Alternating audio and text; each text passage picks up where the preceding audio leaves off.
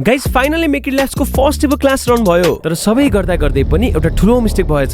So hello guys, हामी हौ थर्डल नट, a group of engineers turned youtubers and this is part 3 of growing our startup make it labs. Guys previous भिडियोमा हामीले हाम्रो remaining seats अर्को स्याटरडे सम्म एलोकेट गर्नुपर्ने छ भनेर भनेको थियौ। यही दिमागमा राखेर धम्माधम वर्क स्टार्ट गर्यौं है। प्यारेन्ट्सहरुलाई मज्जाले फलो अप गर्यौं र रेस्पोन्सेस चाहिँ राम्रो आयो। इन्स्टाग्राममा स्टोरी हालेर तपाईहरुको कोही कजनहरुले रिसेन्टली एसई दिनु भएको छ त भनेर सोध्यौं। रेस्पोन्सेस टन्ने आयो र त्यही रेस्पोन्सेस मध्ये हामीले एउटा इन्ट्रेस्टेड स्टुडेन्ट नि इनरोल गर्यौं है। उहाँ आफै एसई दिएर बस्नु भएको रहेछ। डे 14 मा चाहिँ हामीले कल गरेको प्यारेन्ट्स मध्ये सबैले इन्ट्रेस्ट देखाउनु त भयो तर फ्यु इश्यूज चाहिँ आयो है, जस्तै कि एसई को प्रेसरमा अहिले जोइन हुन सक्दिन होला भनेर। तर पोजिटिभ न्यूज चाहिँ अर्को एकजना स्टुडेन्टले पनि सिट फिक्स गर्नुभयो है। उहाँले पनि रिसेन्टली एसई दिनु भएको रहेछ। डे 15 मा चाहिँ अब प्याम्पलेट र फ्लेक्स प्रिन्ट गर्नु पर्ला भनेर लुनालाई कल गर्यौं र डिजाइन फाइनल गर्यौं।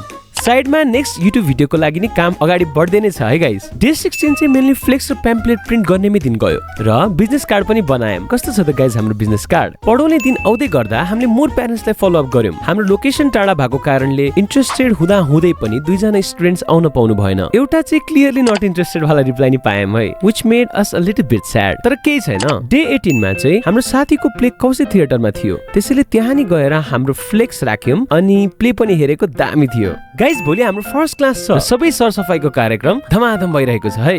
भोलिको क्लासको लागि इलेक्ट्रोनिक सामान सबै रेडी बनाएर क्लासको लागि रिहर्सल पनि गर्यौं। गाइस आज हाम्रो फर्स्ट एभर क्लास। खुसी थियौं र नर्भस पनि, तर सक्सेसफुली क्लास स्मुथली रन भयो। सो गाइस यो वीक चाहिँ अप एन्ड डाउन्स आयो नै, तर मार्केटिङ र सेल्स गर्न र सिक्न पाउँदा वी आर रियली ह्याप्पी। तर यो भन्दा भन्दै एउटा ठूलो मिस्टेक चाहिँ हामीले के गरेछ भन्दा हाम्रो टिकटक फ्यामिलीलाई मेक इट ल्याब्समा इन्भाइट गर्नै बिर्सेछौं नि guys. So here you go. Hello TikTok family, हाम्रो मेक इटमा अझै सिट्सहरु रिमेनिङ छ। सो तपाई र तपाईको भाइ बहिनीहरु इन्ट्रेस्टेड हुनुहुन्छ भने तल दिएको नम्बरमा कल गर्नु होला। So let's make it work guys.